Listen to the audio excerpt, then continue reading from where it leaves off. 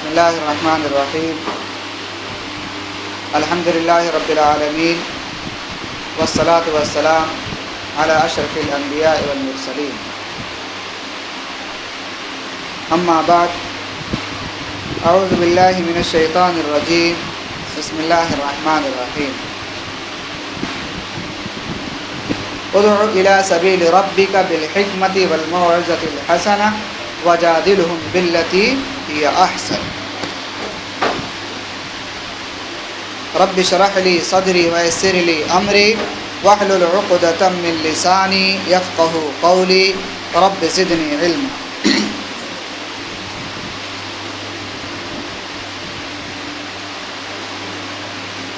عزیز دوستو، ہمارا یہ آپ کا سلسلہ 3 ہفتے سے الحمدللہ مسلسل یہ چل رہا ہے۔ ایک چھوٹی سی کتاب جس کا نام قواعد الاربع ہے، اس کتاب کے مصنف شیخ الاسلام محمد بن عبد الوہاب رحمۃ اللہ علیہ ہیں۔ اس کے اندر بنیادی طور پر 4 باتیں بیان کی گئی ہیں۔ الحمدللہ 3 چیزوں کا ذکر تو آپ کے سامنے ہو چکا۔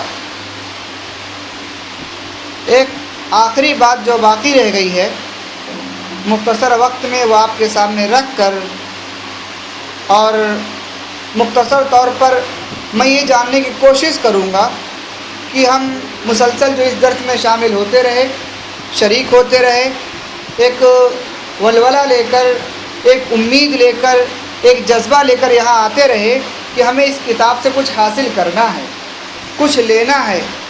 میں یہ جاننے کی کوشش کروں گا کہ ہم نے اس کتاب سے کتنا اپنے اندر فائدہ حاصل کیا، ہمارے ذہن و دماغ میں کتنی باتیں محفوظ ہیں، کتنی نہیں ہیں۔ لیکن ہوتا اکثر ایسا ہے، امتحان میں بسا اوقات چھوٹا ہی امتحان کیوں نہ ہو، امتحان ہوتا ہے۔ کچھ چیزیں ایسی پوچھی جاتی ہیں، کچھ باتیں ایسی سامنے آتی ہیں جس کا جواب ہمارے ذہن و دماغ میں ہوتا ہے، لیکن وقتی طور پر ہم وہ جواب نہیں دے پاتے۔ بات بڑی آسان سی ہوتی ہے، لیکن جواب انسان کی زبان سے ادا نہیں ہوتا ہے۔ اور بعض دفعے ایسا ہوتا ہے کہ ذہن و دماغ میں نہیں ہے، لیکن بس سوال کیا گیا، اور جس سے سوال کیا گیا کچھ تو اللہ کی طرف سے ایسی اس کی تائید غیبی ہوتی ہے کہ فوراً جواب ذہن میں آ جاتا ہے۔ تو یہاں یہ بتانا مجھے مقصد ہے کہ اگر ہم میں سے کوئی بھائی جو جواب نہ دے سکے، مان لیجئے تو انہیں اپنے دل کو چھوٹا کرنے کی ضرورت نہیں ہے، شرمندگی اٹھانے کی ضرورت نہیں ہے کہ کیا پتہ اتنے لوگوں کے سامنے میں جواب نہیں دے سکا، میں برابر مسلسل درس میں آتا رہا، میری محنت بیکار ہو گئی۔ ایسا نہیں، جو بھی چیزیں ہیں، سوال جواب کا سیشن شاید اوپر ہوگا، جو بھی رہے گا انشاءاللہ، لیکن بتانا مجھے یہ مقصد ہے کہ امتحان ہوتا ہے۔ کوشش یہ کریں کہ ہم نے جو اب تک جو حاصل کیا، جو ہم نے پڑھا ہے، وہ باتیں اپنے ذہن و دماغ میں محفوظ رکھیں، اور جو سوال آپ سے کیا جائے آپ پہلے سوال کو سمجھیں، اس کے بعد جواب کو دینے کی کوشش کریں، کیونکہ ایک امتحان یہ بھی ہے، سوال کو سمجھنا بھی امتحان ہے، جواب دینا ہی کمال نہیں ہے، سوال سمجھ لینا بہت بڑی بات ہے۔ ممتحن کا منشا کیا ہے، یعنی سوال کرنے والا کیا پوچھنا چاہتا ہے، اس کی بات کو سمجھ لینا ہی یہ ایک بہت بڑا سوال ہے۔ بہرکیف ایک آخری بات جو ہمارے سامنے باقی رہ گئی ہے، میں وہ آپ کے سامنے رکھتا ہوں۔ القاعدۃ الرابعہ، 4تھا قاعدہ۔ آپ کتاب کے اندر دیکھیں، یہ بات صاحب کتاب نے یہاں پر یہ بڑے اچھے انداز میں لکھا ہے، اور اس 4تھے قاعدے کے اندر 2 چیزوں کا موازنہ کیا ہے۔ جیسے امتحان ہوتا ہے، امتحان میں کیا ہوتا ہے، تمام بچوں کو یہ دیکھا جاتا ہے کہ ان میں سے کون سب سے بہتر ہے، اس کے بعد کون ہے، اس کے بعد کون ہے۔ تو صاحب کتاب نے یہاں پر یہ بات مشاہدے کے ذریعے یہ بات واضح کیا ہے، اس بات کا مشاہدہ کیا، کیونکہ مشرک ہر زمانے میں پائے گئے، اللہ کے نبی صلی اللہ علیہ وسلم کے زمانے میں بھی پائے گئے، اور ہمارے زمانے میں بھی موجود ہے اور یہ ہر زمانے میں رہے ہیں، اور یہ اللہ کا ایک اصول یہ ہے کہ انشاءاللہ قیامت تک یہ سلسلہ ایسے ہی چلتا رہے گا۔ صاحب کتاب یہاں پر لکھتے ہیں کہ ان مشرکی زماننا، وعلیکم السلام ورحمۃ اللہ، صاحب کتاب یہاں پر بیان کرتے ہیں، لکھتے ہیں کہ ان مشرکی زماننا اغلظ شرکا من الاولین لان الاولین یشرکون فی الرخاء ویخلصون فی شدۃ ومشرکو زماننا شرکہم دائما فی الرخاء وشدۃ۔ صاحب کتاب کیا کہنا چاہ رہے ہیں؟ وہ یہ کہہ رہے ہیں کہ دیکھیے مشرک ہر زمانے میں رہے ہیں، ہمارے زمانے میں بھی ہیں، پہلے زمانے میں بھی تھے، لیکن کون اپنے شرک میں زیادہ سخت ہے اور کون شرک میں نرم ہے، انہی دونوں باتوں کو سامنے رکھتا ہے۔ کیا اللہ کے نبی کے زمانے میں جو مشرک تھے وہ زیادہ اپنے شرک میں سخت تھے یا ہمارے زمانے کے مشرک زیادہ سخت ہیں؟ تو صاحب کتاب نے یہ کہا کہ ان مشرکی زماننا اغلظ شرکن، یہاں پر ایک لفظ عربی کا استعمال کیا، اغلظ۔ عربی کا ایک اصول ہے، اگر کسی بات کی انتہا تک جانا ہے، آپ کو یہ کہنا ہے کہ یہ کام سب سے بڑا ہے۔ جیسے آپ نماز پڑھتے ہیں تو کیا کہتے ہیں؟ اللہ اکبر، مطلب کیا ہوا؟ اللہ سب سے بڑا ہے، بڑائی کی جو حد ہے وہ جا کر کے وہاں پر ختم ہو جاتی ہے۔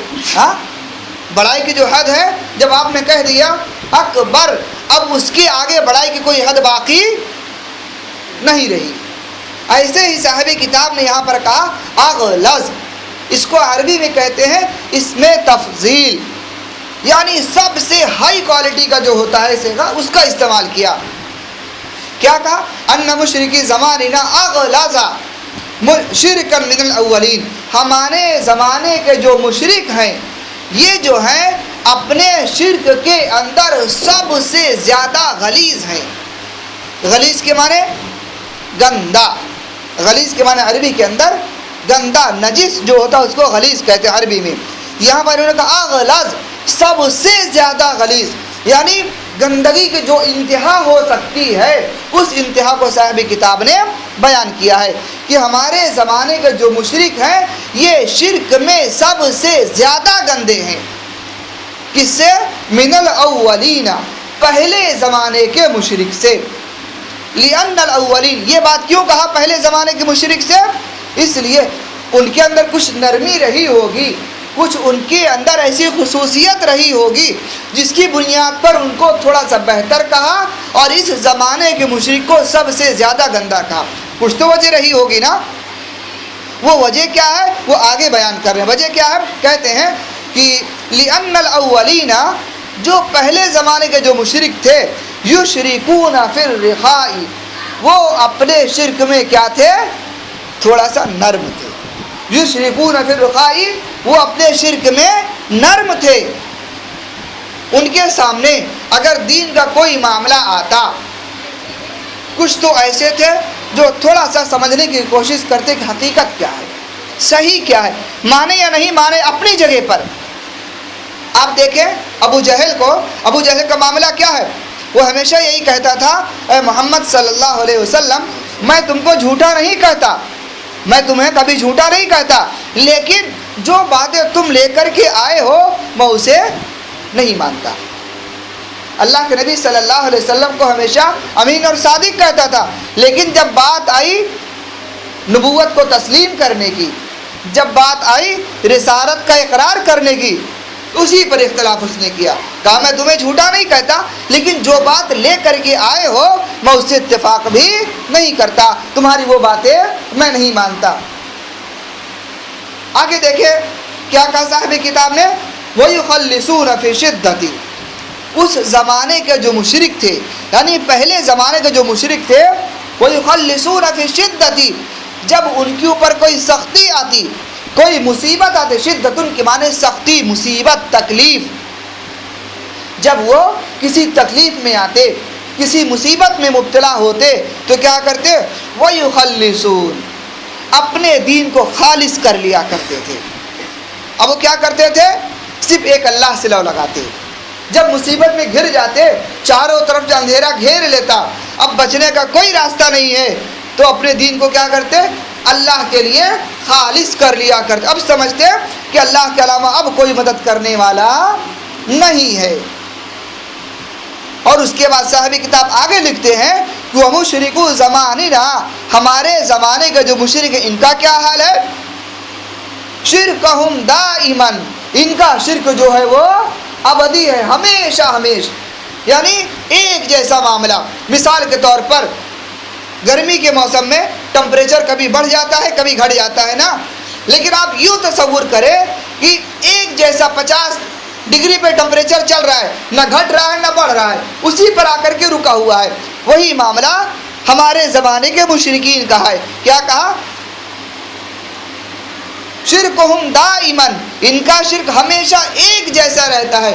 خوشی آئے، مسرت کے لمحات آئیں، نرمی کے اوقات آئیں تو بھی ویسے ہی رہتے ہیں، اور اگر بڑی سے بڑی مشکلات آ جائے تو بھی ویسے ہی رہتے ہیں. ان کے اندر کوئی تبدیلی نہیں آتی ہے. پہلے زمانے کے مشرک تھے، اگر مصیبت میں مبتلا ہوئے، تکلیف میں مبتلا ہوئے تو یہ سمجھتے تھے کہ اب اللہ کے علاوہ کوئی بچانے والا نہیں ہے. لیکن ہمارے زمانے کے مشرک مانتے ہی نہیں ہیں. مصیبت میں ہے تو بھی ویسا ہی، اور آسانی میں ہے تو بھی ویسے ہی، یعنی ہر زمانے میں ان کا حال ایک ہی جیسا رہتا ہے، ان کے اندر کوئی تبدیلی نہیں آتی.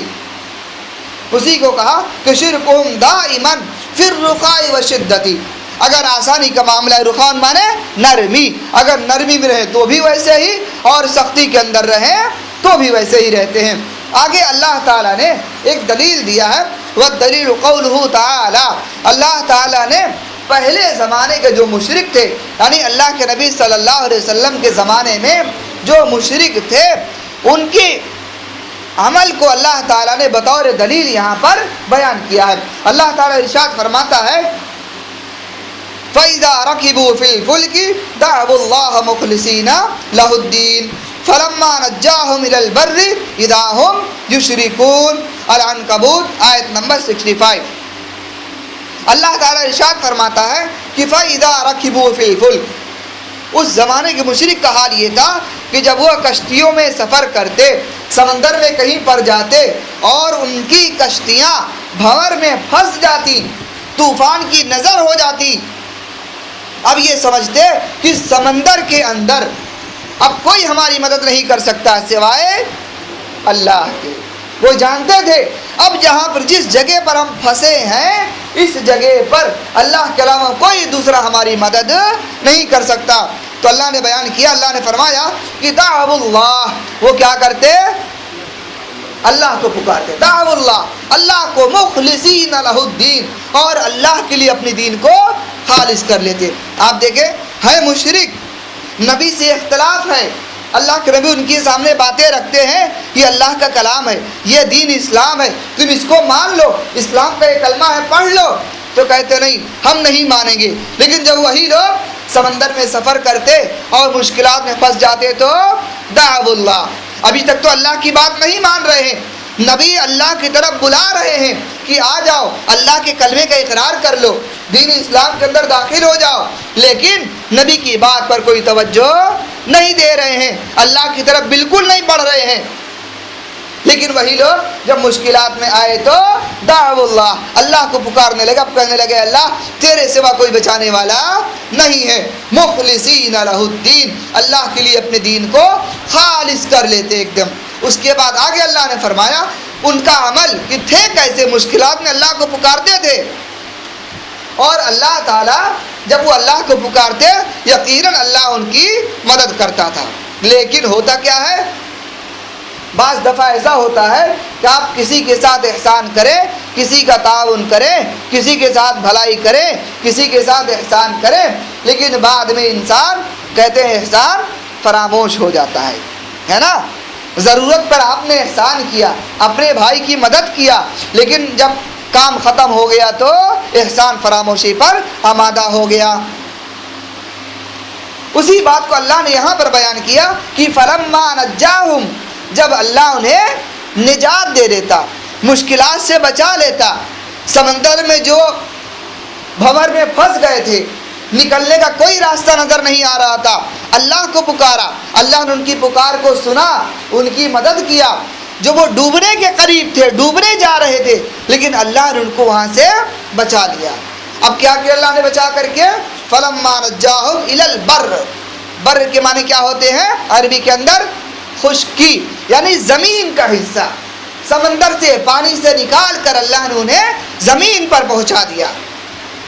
ہونا تو یہ چاہیے تھا، مشکلات میں جو اللہ سے وعدہ کیا تھا اس وعدے کو یاد رکھتے اور زمین پر آنے کے بعد اپنے وعدے کے مطابق کیا کرتے؟